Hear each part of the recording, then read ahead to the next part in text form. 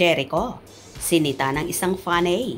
Ekonin, so sweet at palaging magkatabi.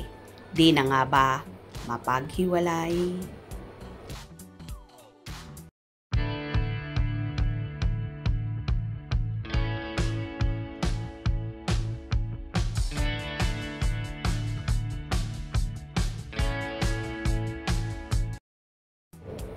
Tila wala na ngang makapaghihiwalay pa sa mag-sweetheart ang mga kapamilya star na sina Janine Gutierrez at Jericho Rosales.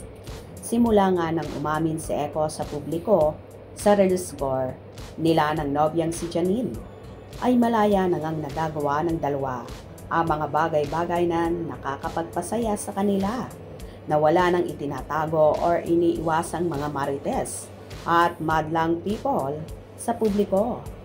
So happy nga ang Ekonin sa kanilang status ngayon kung saan palagi silang namamataan na magkasama. Palagi ring present ang aktor sa mga okasyon. Kagaya na lang ng sa pagpanaw ng mga mahal sa buhay ni Janine, ay palagi nga siyang nakaalalay sa dalaga. Kahit nga noong dumalaw sila sa puntod ng National Artist Superstar kamakailan, ay kasama rin siya ng magkakapatid na Janine, Jessica, Diego, Max, at syempre kasama din doon ang ina ni Janine na si Lotlot De Leon at ang uncle niyang si Kiko De Leon. One of the family member na nga. Itinuturing si Echo ng Gutierrez clan. Samantala, sa kumalat na video habang kumakain sila Janine at Echo, sila ay magkatabi na wala mang imikan pero halata mong so happy sila together.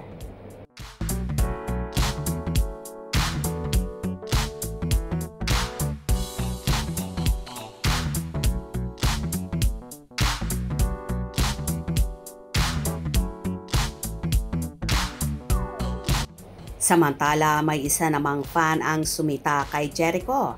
Ayon kay Benny7024, Mr. Jericho Rosales, pwede ba take off your cap while eating? Please respect the praise. Hindi ako basher. Hindi kasi magandang tingnan eh. Sinupalpal naman ito ni Luz Isguera at Benny7024. Okay lang naman kung nakakap habang kumakain. Kayo lang naman nagbibigay ng bad impression sa pananaw nyo. Sa bukid nga kapag nagkakainan ang mga trabahador sa bukid. Nakasombrero, pati amo. Agad-agading sumagot si Benny7024 at Luz Isguera, hindi ako basher ni Jericho. Ok, just telling the truth.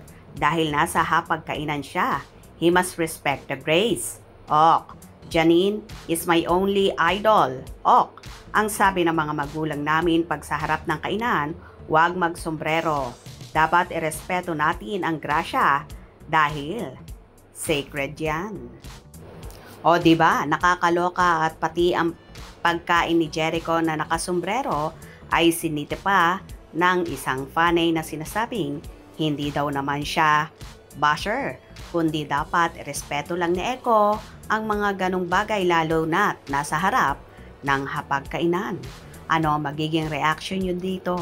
Kayo nang bahalang humusga. Kung nagustuhan nyo ang video na ito, comment down below.